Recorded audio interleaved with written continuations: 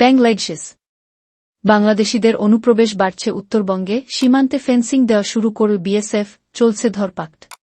চলতি বছরে এ পর্যন্ত ১৯৪ জন বাংলাদেশি এবং ১৯৭ জন ভারতীয় পাকড়াও হয়েছেন। ৩ রোহিঙ্গা এবং ৩ অন্য অনুপ্রবেশকারী মিলিয়ে মোট ৩৯৭ জনকে গ্রেফতার করেছে বিএসএফ। নানা অস্থিরতার কারণে বাংলাদেশ থেকে এ দেশে অনুপ্রবেশের চেষ্টা সম্প্রতি বৃদ্ধি পেয়েছে। গত ৪ মাসে শুধু উত্তরবঙ্গে অনুপ্রবেশের সংখ্যা প্রায় দ্বিগুণ বেড়েছে বলে দাবি করল বিএসএফ। অনুপ্রবেশকারীদের প্রতিরোধ করার জন্য আরও আটসাট হচ্ছে প্রহরা। যে জায়গাগুলিতে ফেন্সিং ছিল না সেখানে ফেন্সিং দেওয়া হচ্ছে। সোমবার এমনই জানালেন শিলিগুড়ি ফ্রন্টিয়ারের বিএসএফের আধিকারিকেরা। বিএসএফের উত্তরবঙ্গ ফ্রন্টিয়ারের আইজি সূর্যকান্ত শর্মা বলেন, ৩ বিঘা করিডোর নিয়ে যে জটিলতা ছিল সেটাও কেটে গিয়েছে।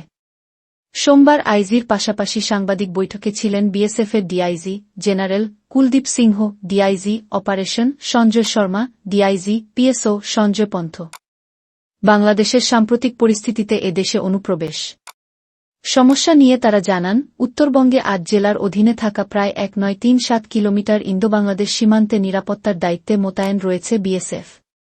বাংলাদেশে অস্থিরতার কারণে সীমান্তে নজরদারি আরও বাড়ানো হয়েছে। অতিরিক্ত জওয়ান মোতায়েনের পাশাপাশি thermal camera, night vision camera, CC camera এবং ড্রোনের মাধ্যমে নজরদারি করা হচ্ছে।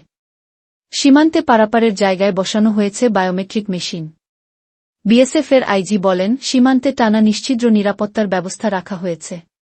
তবে অগস্ট মাসের পর থেকে ও পার থেকে সংখ্যালঘুদের এপারে আসার প্রবণতা বৃদ্ধি পেয়েছে। এ নিয়ে বিজিবি, বর্ডার গার্ড বাংলাদেশ সঙ্গে আলোচনা করে ওই সমস্ত সমস্যা মেটানো হচ্ছে।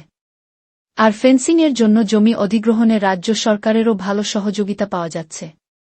ফ্রন্টিয়ারের অধীনে থাকা মোট সীমান্তের ১০% ফেন্সিং নেই।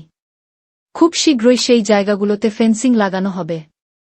সীমান্ত দিয়ে অবৈধভাবে প্রবেশের অভিযোগে ২০২৩ সালে মোট ১২৭ জন বাংলাদেশিকে গ্রেফতার করেছে বিএসএফের উত্তরবঙ্গ ফ্রন্টিয়ার। তাছাড়া ১৭৩ জন ভারতীয় গ্রেফতার হন। চলতি বছরে এ পর্যন্ত ১৯৪ জন বাংলাদেশি এবং ১৯৭ জন ভারতীয় পাকড়াও হয়েছেন। তাছাড়া ৩ রোহিঙ্গা এবং ৩ অন্য অনুপ্রবেশকারী মিলিয়ে মোট ৩৯৭ জনকে গ্রেফতার করেছে বিএসএফ।